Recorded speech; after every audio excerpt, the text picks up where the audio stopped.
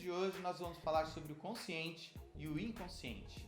Você sabia que na maior parte do nosso dia a dia nós agimos baseado nas informações que estão no nosso inconsciente? E é sobre isso que nós vamos falar no vídeo de hoje.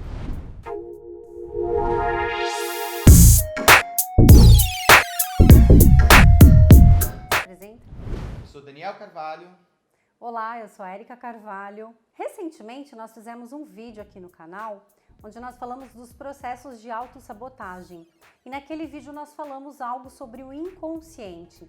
Então hoje, Daniel, eu gostaria que a gente aprofundasse um pouquinho mais nesse assunto para que a gente explicasse qual é essa diferença, qual a diferença mais marcante entre o consciente e o inconsciente. Primeiro, é importante a gente entender de onde parte esses princípios de informações. Isso vem lá desde a época de Freud, onde ele estudou mais a parte do inconsciente individual. E Jung estudou a parte do inconsciente coletivo. Então, segundo essas duas teorias, nós temos muitas informações dentro do nosso inconsciente individual e dentro do nosso inconsciente coletivo. E no nosso dia a dia, nós acabamos agindo baseado nessas informações que já estão no inconsciente. Muitas vezes existe um padrão que vai se repetindo e nós não sabemos por que esse padrão se repete. E ele se repete por uma informação que está no inconsciente. Peraí, então você está querendo dizer que, na verdade, eu não tenho um controle sobre as minhas escolhas, sobre as minhas ações, eu acabo agindo mais pelo inconsciente, é isso? Na maioria das vezes, sim. Jung tem uma frase onde ele diz que até você tornar o inconsciente consciente, ele irá direcionar a sua vida e você chamará isso de destino. Interessante. Então, na verdade, você está querendo dizer que o inconsciente, ele governa a maior parte da nossa vida, é isso? Exatamente. As informações que estão guardadas lá no inconsciente, elas têm uma tendência de nos conduzir no dia a dia. Só que isso acontece de forma tão natural, onde nós não temos essa percepção. Muitas vezes nós acreditamos que estamos tomando algumas decisões baseados nas nossas escolhas, mas elas são sob uma forte influência do inconsciente.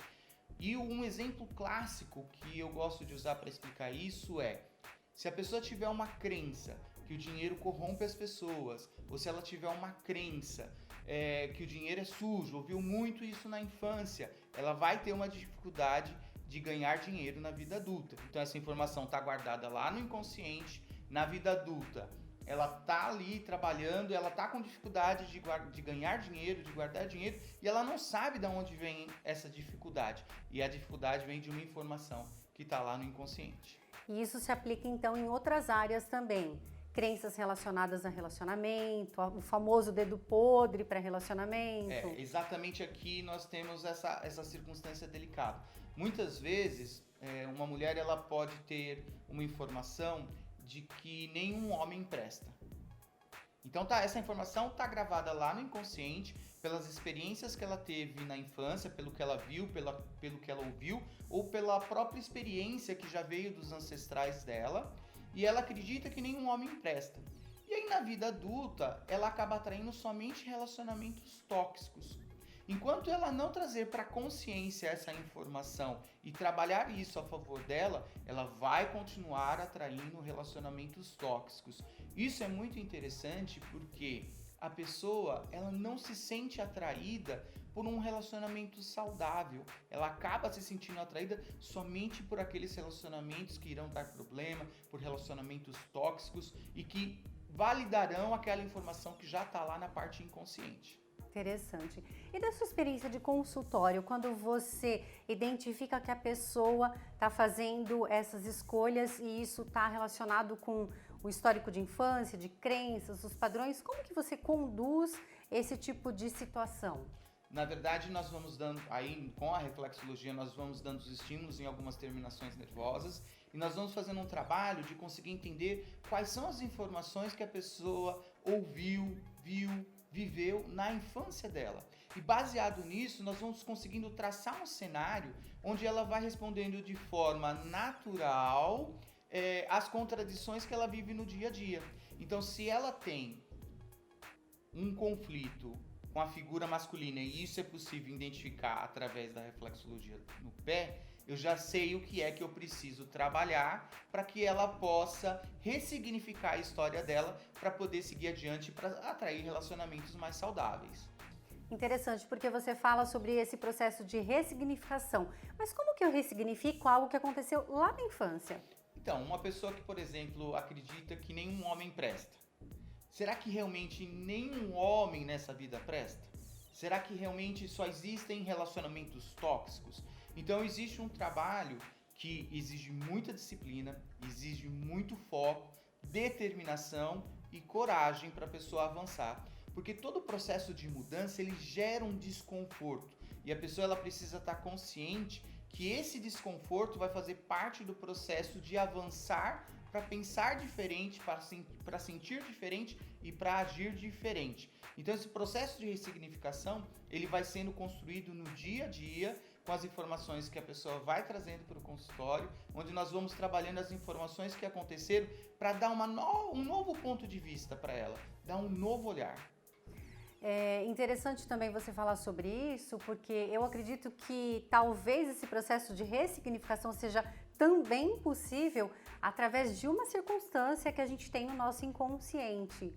E eu gostaria que você explicasse um pouquinho agora sobre essa circunstância específica. Sim, a informação importante é o inconsciente, ele é atemporal. E o que significa ser atemporal? Para ele não existe distinção do tempo. Então, para o meu inconsciente, o Daniel adulto e o Daniel criança, é a mesma informação. Ele não vai distinguir essa informação. Por isso que é possível nós ressignificarmos as informações. Não é possível eu mudar o meu passado, mas é possível eu dar um novo olhar para o meu passado, para que eu consiga alcançar uma informação diferente, para eu poder seguir adiante.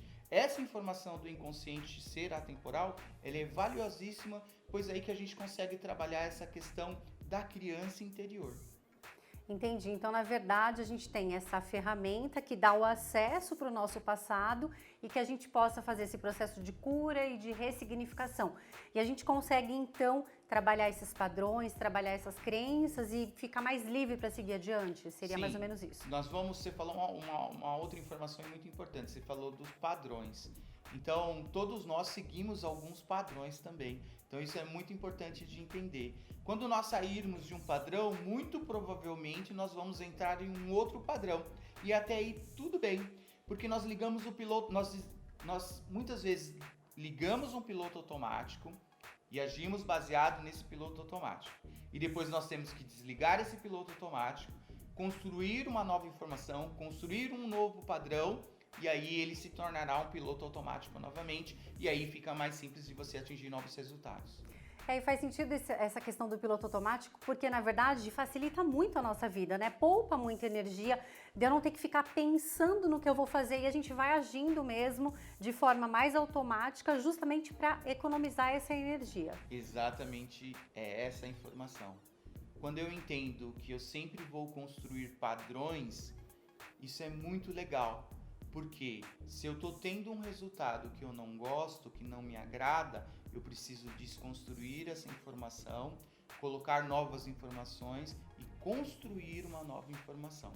Aproveitar o que tem de bom naquilo e depois seguir adiante. Entendi. Legal, Daniel. Espero que você tenha gostado desse vídeo, que ele tenha sido algo produtivo para você. E se você gostou, se inscreva no nosso canal, dê um joinha, compartilhe com seus amigos e nos sigam nas redes sociais. Daniel.reflexoterapia, Cetar.reflexologia.